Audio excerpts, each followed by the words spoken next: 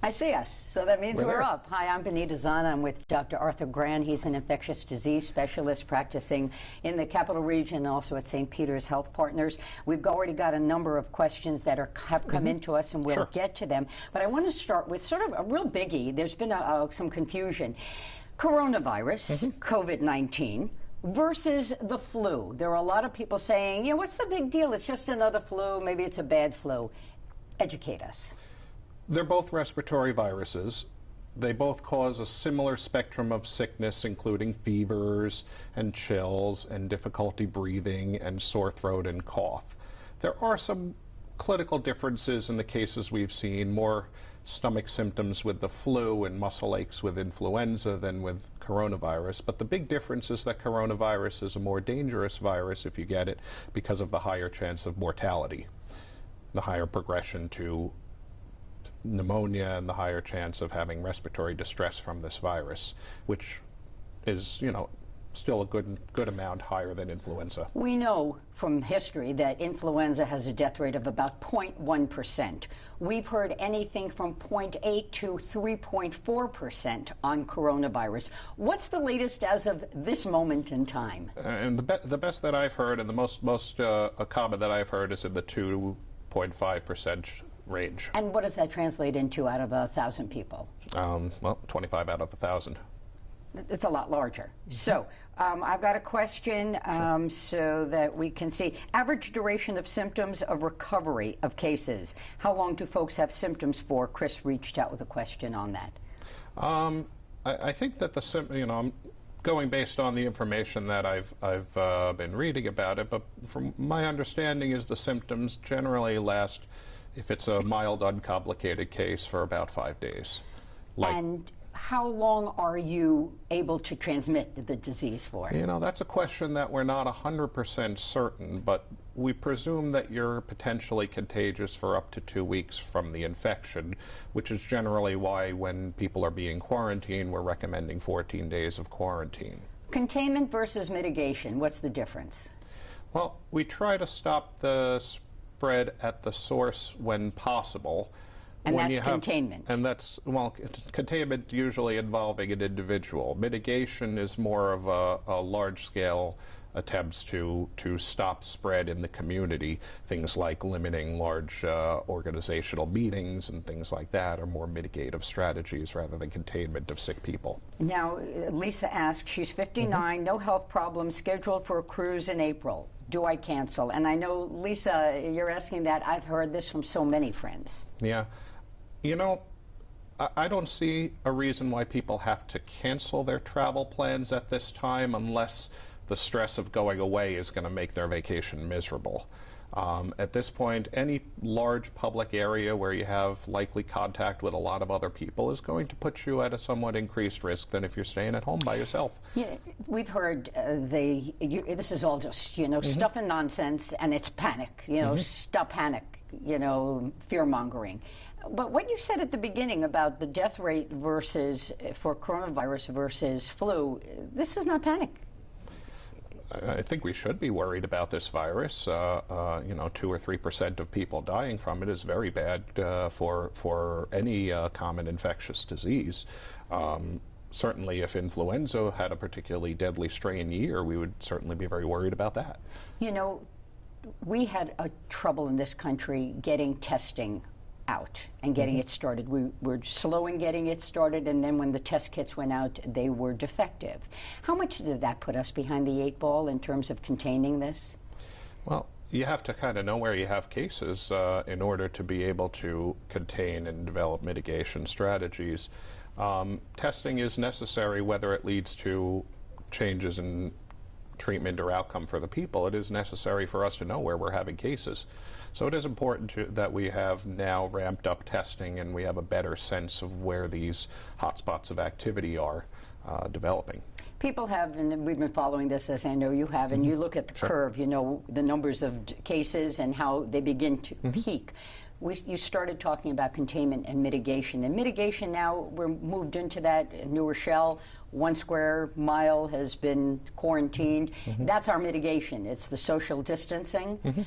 How effective is that in flattening out that curve of increasing number of cases? Well, I think that remains to be seen, but we're hoping that it will have a major impact on at least the local transmission in that area. But again, it remains to be seen. We discussed a few weeks ago about the feasibility of shutting down a city as they did in China, and that probably slowed down the dissemination of the virus to other parts of China and other parts of the world. Of course, it didn't stop it because it is still a contagious disease. And they were a little slow also in getting out of the blocks. What was it, Dr. Li Wenliang, who tried warning, and he ultimately died of the virus. Yeah. Exactly. Yeah. I've got a question from, let's see, Dan. Is there a way to check yourself at home to see if you have it, as opposed to the common cold? No, there are no testing kits available over the counter from pharmacies or from the health department. At this time, testing involves sending a specimen to a laboratory. It has to be done on the direction of your doctor. I had somebody contact me yesterday and say that they heard that once you have this, you've got an immunity to it. You can't get it again. True or false? Presumably, if you survive an infection with this virus, you will develop an immunity to this particular strain of virus. An immunity to this particular strain of virus should protect you from getting this exact virus again, but there are other viruses out there, and just like you can get flu 2 or 3 years in a row, you can get this. I shouldn't say that. There are other coronaviruses that you would potentially be susceptible to. And there's already indication in some quarters that this coronavirus, COVID-19, may have already started a little bit of a genetic shift, and there may be 2 versions of this out there? Well, viruses are very prone to have, over time, genetic shifting, and I think that's one of the reasons why we're concerned that this is going to hang around for a little while. Yeah, Dan asks again, there must be a way, taking temperature or a laser gun thermometer, etc., if you take your temperature at home, but there's no way. They can only tell you if you have a fever. It cannot tell you if you have this particular infection. Yeah, Briselda wants to know, is sore throat and muscle ache a symptom of COVID-19? The muscle aches tend to be more prominent in people with influenza than what's been described in COVID-19. Given that flu is still the most, still exponentially more common in the country at this time than COVID-19, I would be more concerned about that if those are your only symptoms. But of course, the symptoms overlap a little bit. And there are other viruses besides influenza and COVID that can give you similar things. Early on, the question was, do you have a fever, and where did you travel? Have you been in touch with somebody who traveled? Is that travel question, that's the horses out of the barn already? No, it's still relevant. It's still relevant because, as we've seen, there's been pockets of areas where there have been local transmission, but it's not widespread everywhere yet. And it still matters. There were a couple of cases in Saratoga County, and all of them had... both of them had, contact history. But the travel wasn't out of the country. No, One of them had been in touch with somebody. It wasn't. Of course, there's somebody from Pennsylvania, right. And they lived together. Right. The man and the woman. A known contact, and the other one was at, I think, a large gathering outside of the state where there were some cases. So I think people sometimes, though, Doc, think of travel as I got on a plane and I went to another country. And that's not necessarily, I think that's where I'm heading. No, that's not necessarily the only thing. But I mean, as when we're screening patients, we're still asking people, have they traveled, have they been to large groupings of people, because those are the places where you're most likely to get it at this time. In Massachusetts, we saw it run through the Biogen conference. A couple of people sick, and then a number, in the double digits. Suzanne asks, should non-emergent medical procedures be postponed? Colonoscopy, other outpatient procedures, if I have an underlying health condition? I don't see any reason why a screening colonoscopy would need to be postponed. Generally, these are procedures where you go into an office and you get the procedure. You're not sitting in an emergency room with a bunch of other sick people. It's more of an in-and-out procedure. I don't see any reason to postpone those or elective surgeries. At this time, we don't have any real reason to recommend that. Dave contends, as I know others do, come on, unless you have underlying medical conditions, you're in no real danger. And he feels that this is about scare tactics.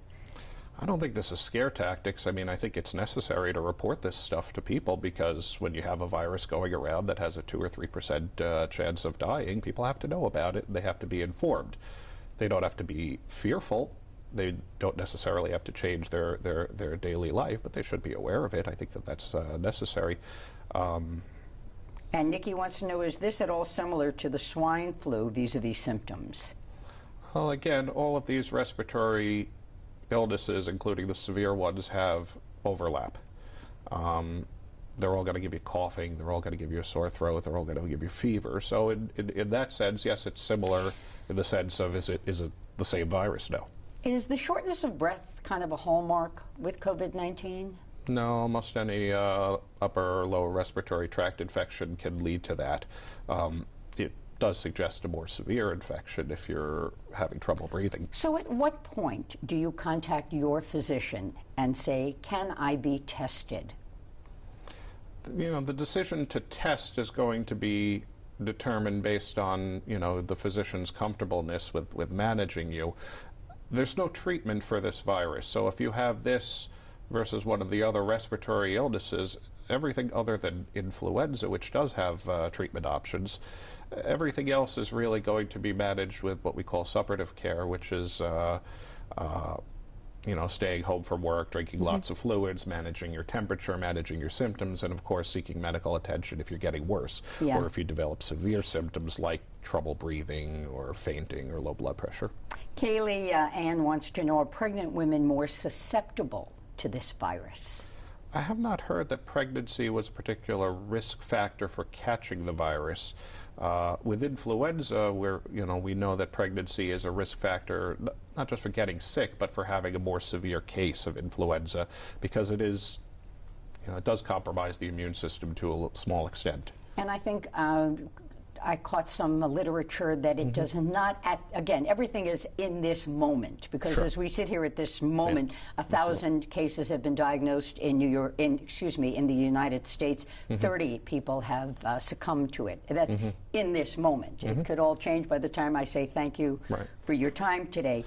But definitely a fluid situation, Yeah, in this moment, it does not appear, as I'm sure you can talk about this, that a woman can transmit the disease, the virus, through breast milk or in utero. This does not appear to be happening. As far as we know at this moment, I think that's a fair thing to say.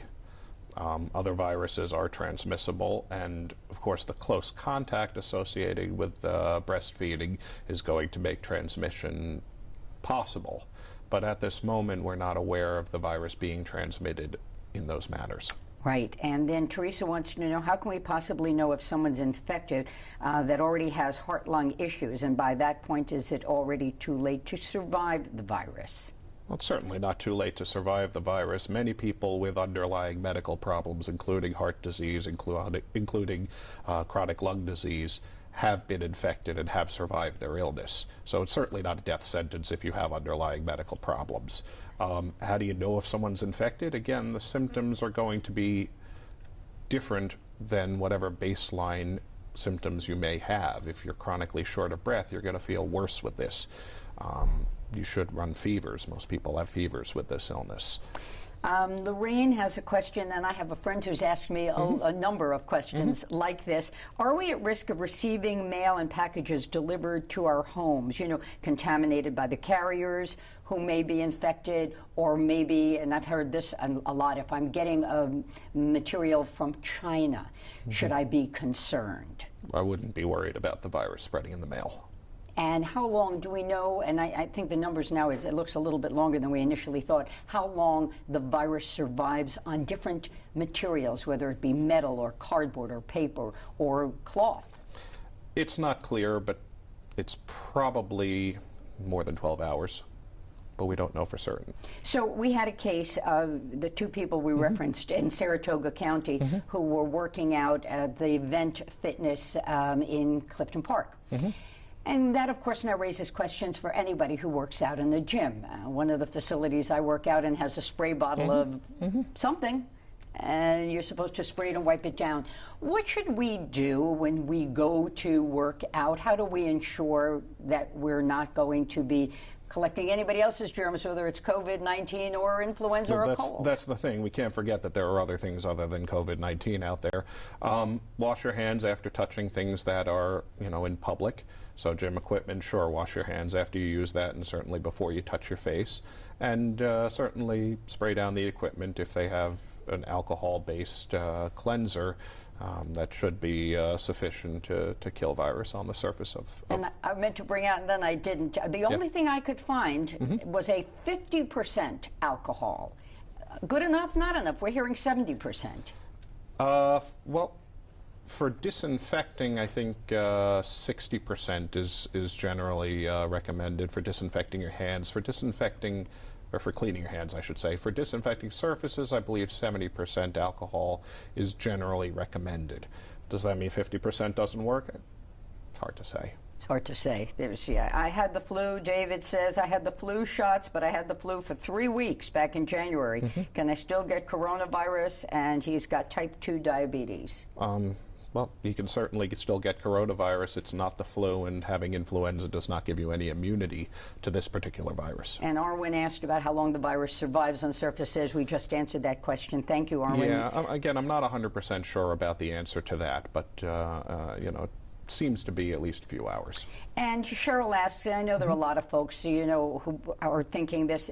Cheryl has asthma, age 59, not in really great physical shape, concerned about this. Should she not go out at all? I wouldn't say she should not go out at all. She should certainly avoid sick people. She should certainly wash her hands after touching public things, and certainly before touching her face. She shouldn't be around anybody who's coughing or wheezing.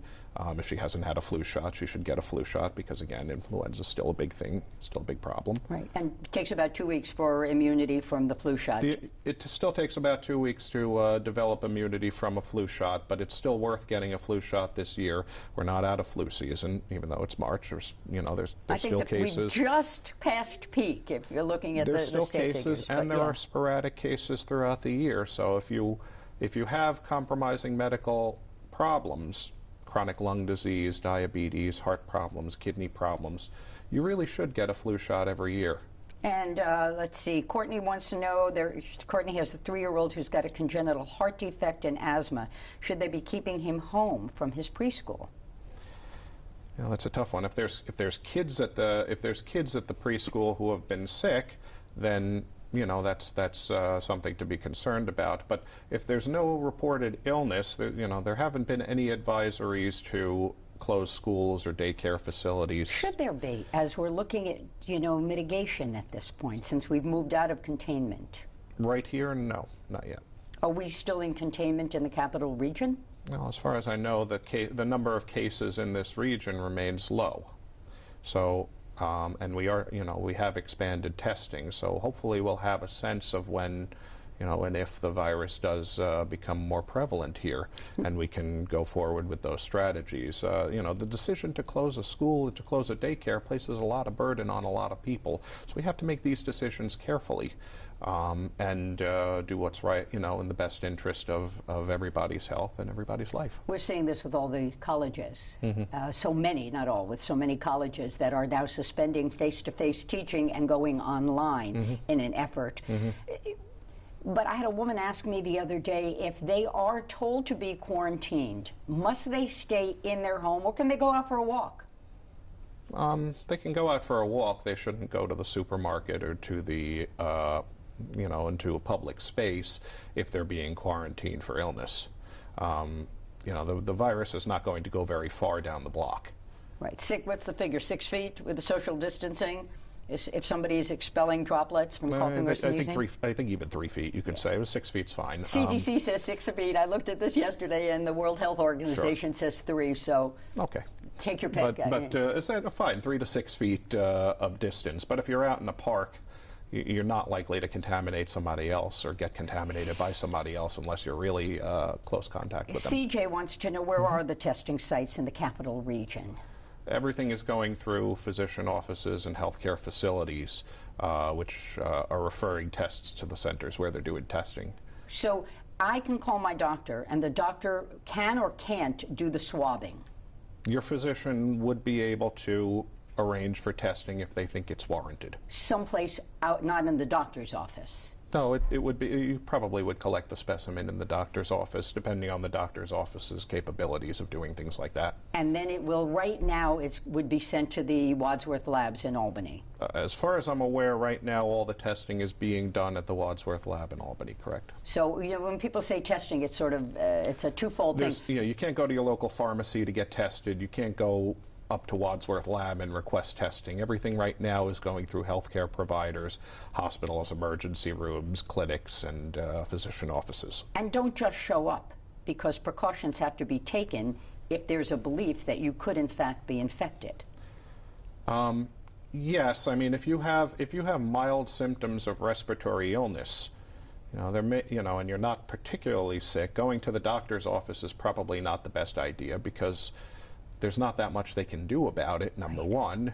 And number two, you're putting other people at risk who have other medical problems, who are sitting in the same waiting room as you. And then Jessica says, the kids are just getting over strep throat. Should I have them checked for this virus as well?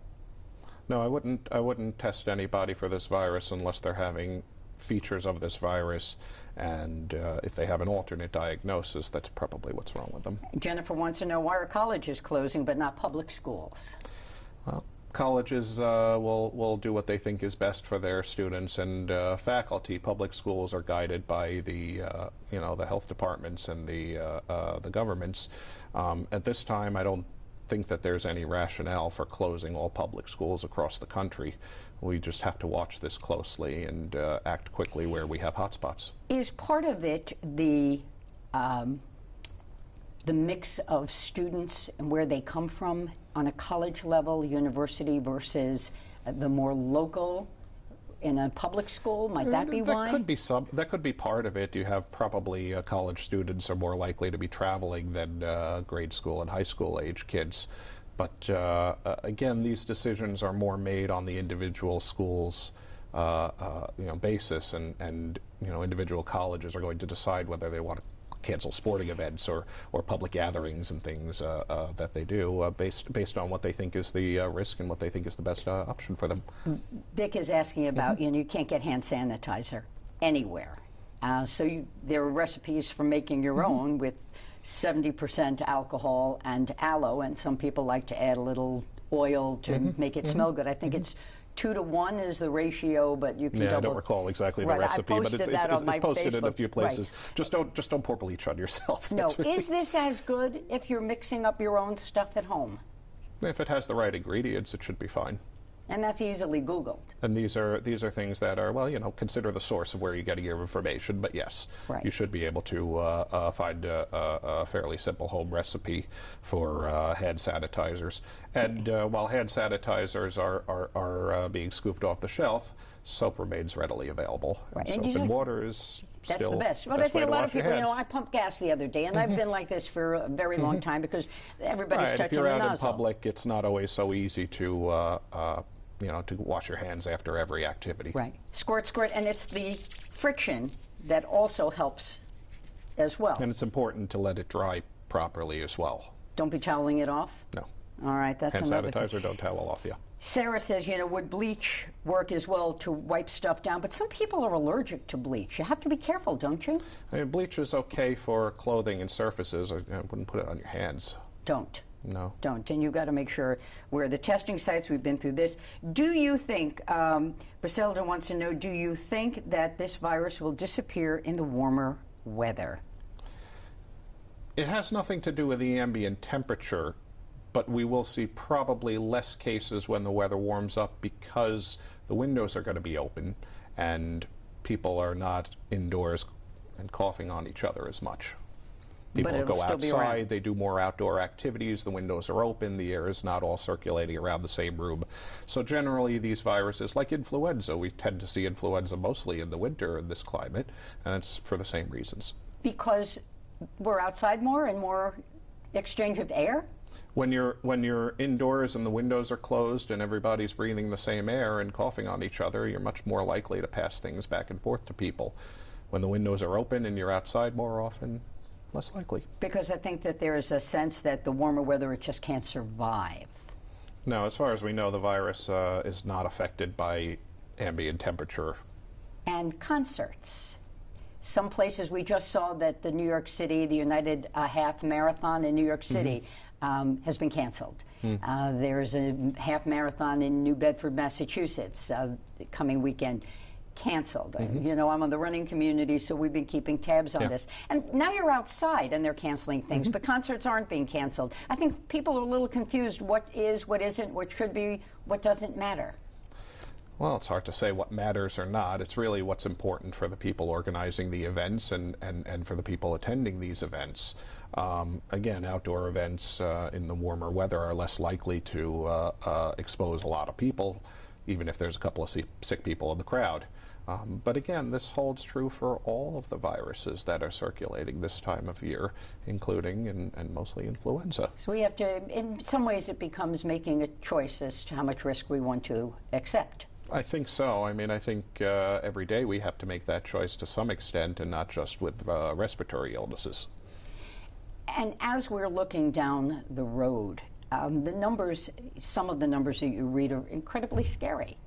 That what they call the surge capacity that a hospital can handle, how many people, if we don't tamp this down, you could end up with a huge number of people showing up for treatment. You know, how do we keep tabs on that as a community? Well, I think the numbers that are reported by our local and national health organizations are going to help us have an idea of when we're seeing increased cases and where we're seeing increased cases, so that we can try to focus resources to the places where they're going to be most beneficial. We don't know where this is going to be, you know, where we're going to have another hotspot and where there's going to be more local transmission.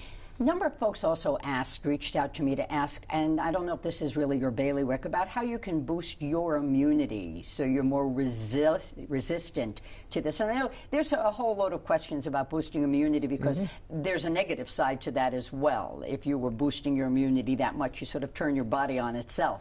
But what kinds of things should we be doing to keep us, I think the essence of the question is... Keep yourself healthy. Right. To keep yourself healthy. And these are things that, you know, we should be doing all the time, not just when there's a virus circulating. There's really no medications that we can take that are going to boost our immunity, no herbal supplements that have been shown to be particularly beneficial in boosting the immune system. The things that keep you in good immune health are the things that in general keep you healthy. So eating a balanced diet, getting exercise, trying to limit the amount of mental stress that you deal with every day. And I know the virus stresses a lot of people, but there are other things that are also stressful in life, and the best you can keep that under control is going to be beneficial to your overall physical health. Getting a good night's sleep, I mentioned eating right, trying to limit consumption of alcohol, not smoking. These are all things that are good for your overall health, but they do help your immune system in that sense. A little bit of exercise. A little bit of exercise, absolutely. I have another question, and this is from Karen. Is it safe to go into a hospital to see a newborn baby? It's a 64-year-old grandparent. And congratulations on the new one. Congratulations. If you're not sick, it's probably okay. Hospitals may be implementing in the near future visitation policies, so you'd have to check with the institution about that. Most likely, before you go into any ward of the hospital, they'll probably ask you if you've been sick.